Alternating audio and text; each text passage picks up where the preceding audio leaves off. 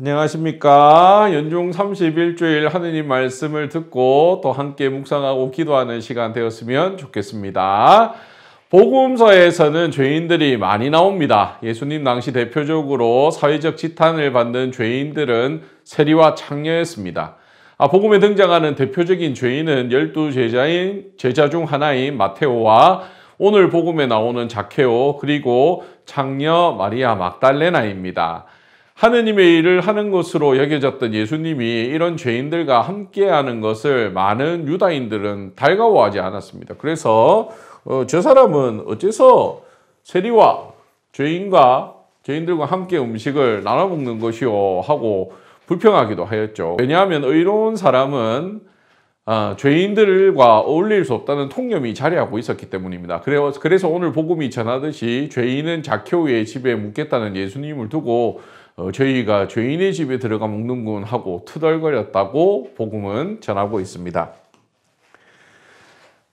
하지만 죄인마저도 사랑하시는 예수님은 죄인이 회심할 수 있는 새로운 시작점을 우리에게 주시지요. 이러한 자비를 통하여 하느님께서 죄인을 포함한 미물도 사랑하신다는 것을 예수님께서는 알려주십니다. 그리고 자비를 입은 회심하는 사람은 마음으로만 회심하는 것이 아니라 회심한 것을 사회적으로 실천한다는 것이 진정한 믿음이라고 오늘 복음은 알려줍니다. 그럼 오늘 복음부터 함께 들어보도록 하겠습니다. 루카가 전한 거룩한 복음입니다. 그때 예수님께서 예리코에 들어가시어 거리를 지나가고 계셨다.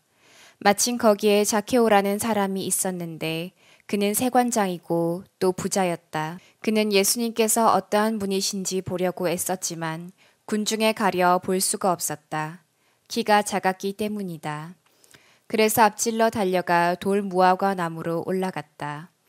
그곳을 지나시는 예수님을 보려는 것이었다. 예수님께서 거기에 이르러 위를 쳐다보시며 그에게 이르셨다. 자케오야, 얼른 내려오너라. 오늘은 내가 내 집에 머물러야 하겠다. 자케오는 얼른 내려와 예수님을 기쁘게 맞아들였다. 그것을 보고 사람들은 모두 저희가 죄인의 집에 들어가 묵는군 하고 투덜거렸다. 그러나 자케오는 일어서서 주님께 말하였다. 보십시오, 주님.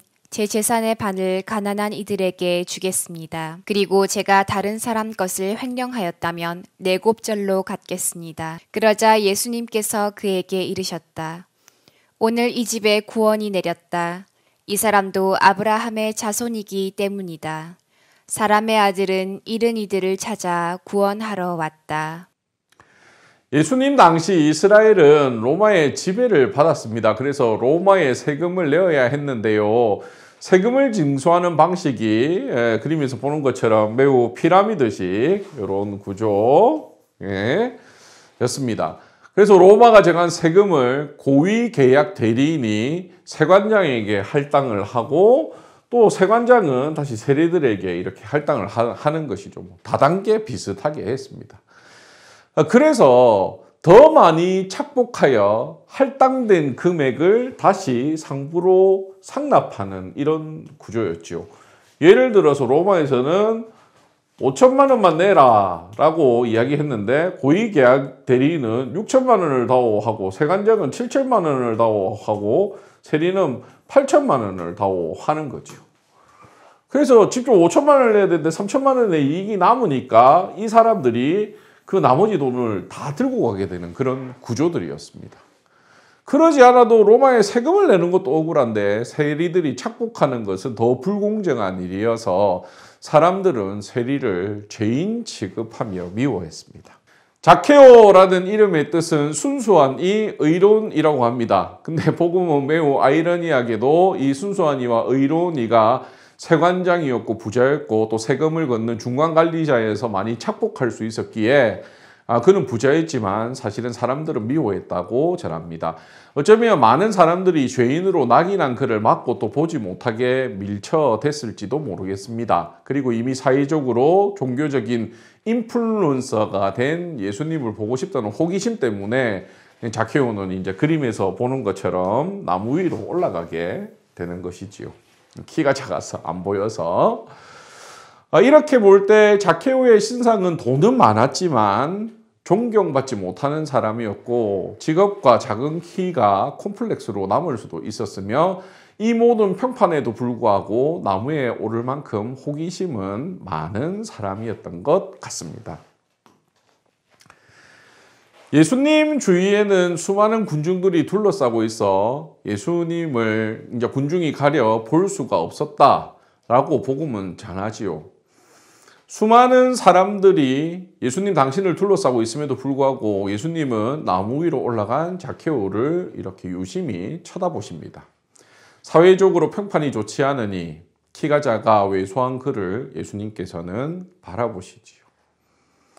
예수님이 자케오가 그렇고 그런 사람이라는 것을 모르셨을까요? 아닙니다. 세리인 마테오를 부를 때 하셨던 말씀처럼 예수님께서는 건강한 이들에게는 의사가 필요하지 않으나 병든 이들에게는 의사가 필요하다. 나는 의인이 아니라 죄인을 불러 회개시키러 왔다. 라는 말씀을 하십니다. 그래서 예수님의 시선은 매우 자비롭게 죄인인 자케오를 바라보십니다. 어쩌면 죄가 많은 세상과 사람들을 바라보시는 하느님의 시선을 예수님은 그대로 보여주시며 그 부드러운 시선이 사람들이 죄에서 선함으로 변화시킵니다.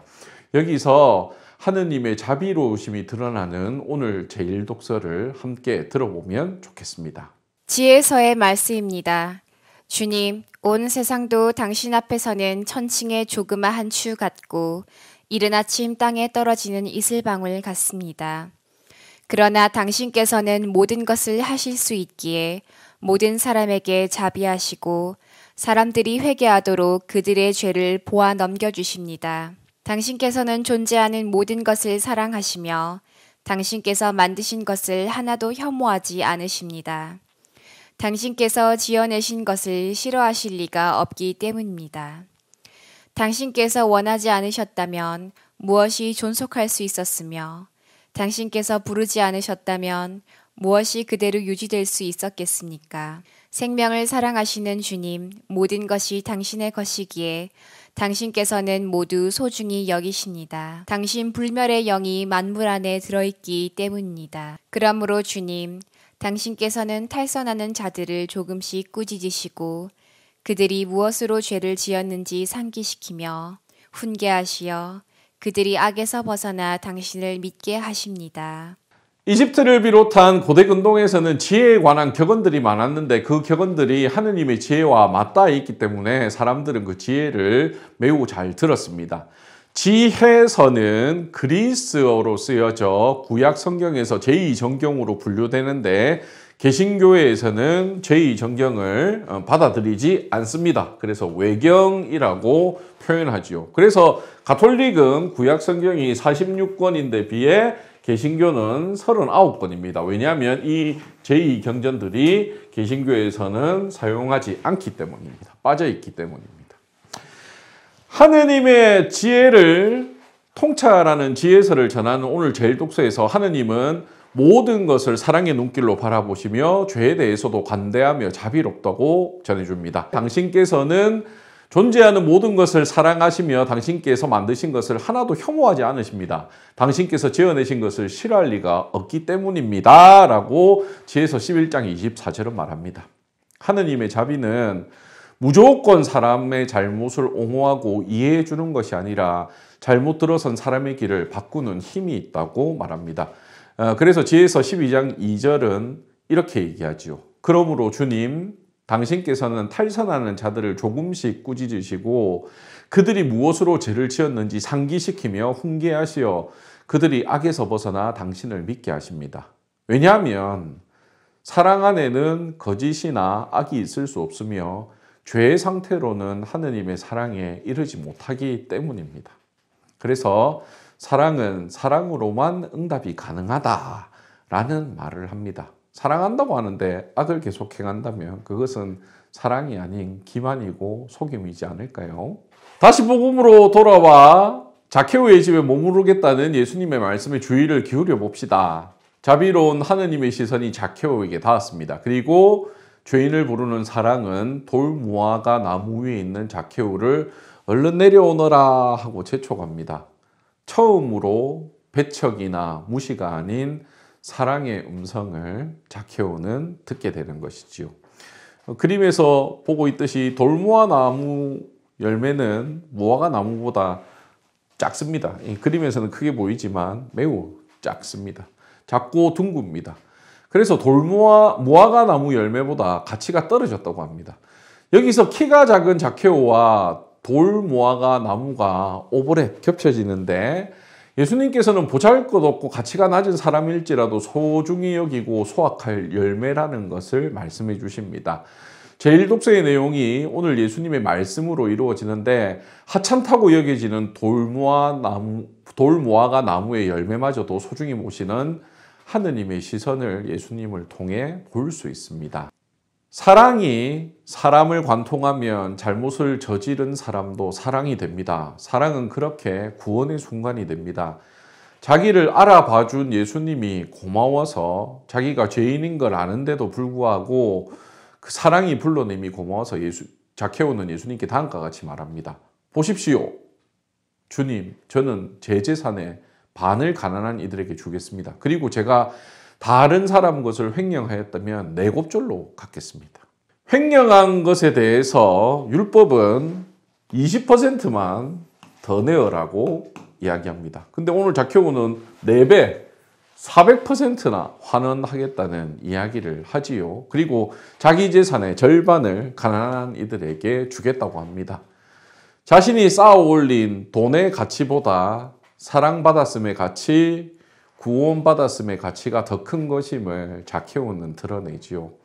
이로써 자신이 회심하였다는 것을 드러나는데 회심은 마음의 일만이 아니라 바로 자기가 잘못한 것에 대해서 선업으로 환원하겠다는 실천, 이 회심의 사회적 실천 또한 필요한 것이지요. 그래서 우리가 성당 생활을 하다 보면 아무 이유 없이 봉사활동을 열심히 하고 계시는 분들이 있는데 아이고 저 사람은 뭐 저런 일만 하고 있노? 라고 생각할 수도 있지만 사실은 그것을 예수님께로부터 사랑받았음, 구원받았음, 용서받았음을 그렇게 사회적으로 내어놓고 실천하는 것이죠. 우리 가운데 누가 시키지 않아도 굳은 일을 하고 기부를 하고 또 선행을 하는 것은 마음의 실천을 넘어서 사회적 실천을 하는 좋은 예라고 할 수 있겠습니다. 이러한 회심의 다짐을 주님께서는 좋게 보아주시는 것이지요. 제목에서 드러나듯이 오늘 이 집은 구원이 내렸다라는 이 얘기는 개신교 간판에서 많이 본 문구입니다. 그 교회들을 볼 때마다 참된 회심을 하는 곳이라 여겨집니다. 하지만 많은 개신교회들이 회심을 마음으로만 하고 구체적인 회심의 실천 없이 하느님이 다 용서해 주셨다라고 자신하기도 합니다. 하지만 영화 밀양은 이러한 믿음의 의문을 제기합니다. 피해를 받은 내가 용서해 주지도 않았는데 너에게 해를 입힌 네가 용서를 받았다니 말이나 되냐고 이야기를 하는 것 같습니다. 이러한 믿음은 오히려 비인간적이고 올바르지 않다고 영화는 말해주는 것 같습니다. 구원하는 것은 하느님의 의지지요. 그러나 구원을 향해서는 우리 인간의 의지와 노력 그리고 실천 또한 필요합니다. 진정한 회심은 마음의 일이 아니라 사회적으로 실천하는 것. 내가 가진 것을 내어놓고 내가 잘못한 것에 대해서 다른 일을 섬기고 봉사하는 것이라고 이미 말씀드렸습니다. 하느님의 구원이 실천함이 없는 허황된 말이 아니었으면 좋겠습니다. 사람의 아들은 잃은 이들을 찾아 구원하러 왔다라는 이 예수님의 선한 의지와 사랑의 시선이 우리를 바꾸는, 회심하는, 실천적으로 남에게 봉사하는 그런 사회적인 회심으로 응답할 수 있으면 좋겠습니다. 예수님의 자비와 사랑에 우리를 맡기며 우리 또한 사랑으로 살아가고 변화될 수 있는 시간이 되면 좋겠습니다. 그리고 우리가 많은 용서를 받고 많은 사랑을 받았다면 이제 그것을 마음의 일로만 여기지 않고 다른 이에게 나 자신을 주는 것, 나 자신을 봉사하고 회심하는 그런 사회적 실천이 되었으면 좋겠습니다. 특별히 회심하지 않는 수많은 죄인들을 이번 한 주 동안 기억하며 기도하면 좋겠습니다. 또 다음 주에 좋은 모습으로 뵙겠습니다. 고맙습니다.